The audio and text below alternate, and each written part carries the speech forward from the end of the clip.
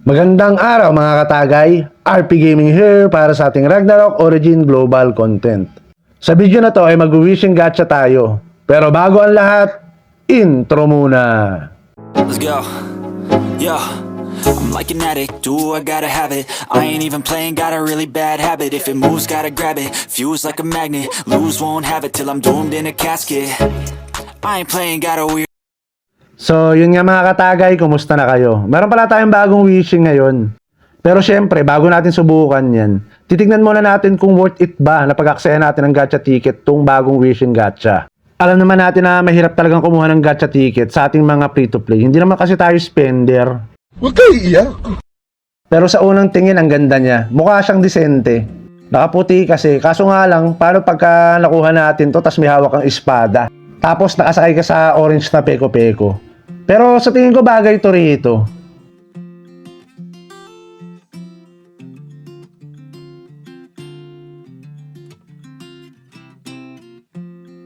Dito mga katagay, asawa na lang ang kulang, ikakasal ka na. Ano sa tingin nyo? Paki-comment na lang sa baba. Sa mga mag-shota dyan, mag-request na kayo sa partner nyo ng mount. Magpakasal na kayo dito sa laro, Pag hindi ka binigyan ng pang-mount niyan, hindi ka mahal niyan, tinitipid ka. Pero syempre, joke lang yun. Baka magalit naman yung ibang mga tropa natin dyan. So, ito pala yung stat ng headgear. White Lily. PDEP 16. Physical saka magic damage plus 3.5%. STR Dex Int plus 5. Max HP plus 5%. Tapos meron siyang damage sa medium enemy plus 4%. Tapos damage reduction sa medium enemy plus 5%. Tapos may passive pa siya. Now when dealing damage, there is a 5% chance to increase the first subsequent damage within next 3 seconds by 20% with a cooldown of 2 seconds. Tapos pag refine plus 12 global CD negative 4%. Maganda to, mahaba yung sulat kahit hindi natin naintindihan. Pero ano yan, pagka kumagat yung 5% chance mo, yung susunod na atake mo mas mataas ng 20% ng 3 seconds. So hindi yung stat yung pinapataas niya, yung mismong output ng damage. Siyempre alam na, dapat natin makuha yan. Pang PvP pa yan, medium enemy. Try nyo rin kuhanin to mga katagay, maganda to. Sapaw sa stat tong headgear natin Ang nilamang lang nito may MDEP na plus 10.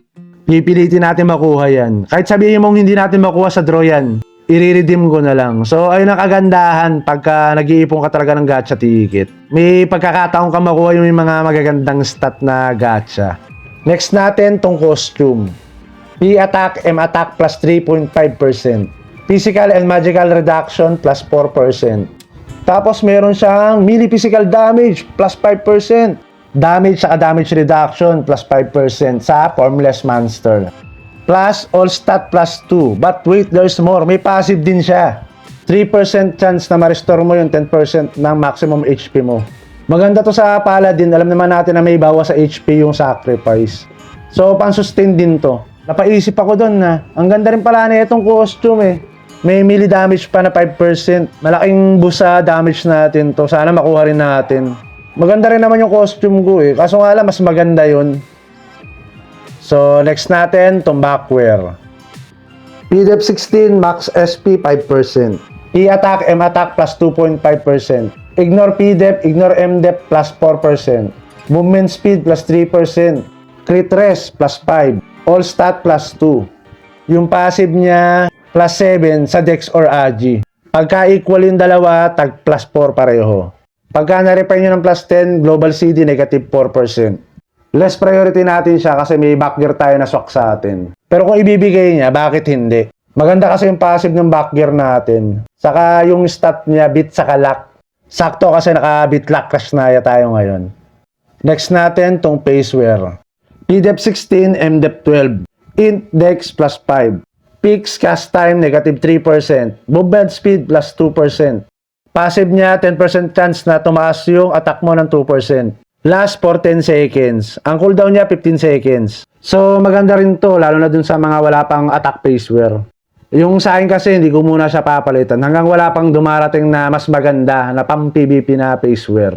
So yun nga mga katagay. First priority natin is yung headgear. Then next yung costume. Pero kung ibibigay nila ng libre lahat, bakit hindi? Tatanggapin ko kahit ano. So tara, mag-draw na tayo. Pero bili pala muna tayo ng gacha ticket dito. Hindi ko pa siya mabibili lahat kasi kulang pa yung ating happy year anniversary coin. Nabili ko na rin pala lahat yung 5 card, so na-deposit ko na silang lahat. Sa mga hindi pa nakakaalam kung saan nila gagamitin yung happy year anniversary coin nila, may guide po tayo dyan na ginawa ko. Paki-check na lang po. So, ayun nga, sana swertihin tayo. Let's go!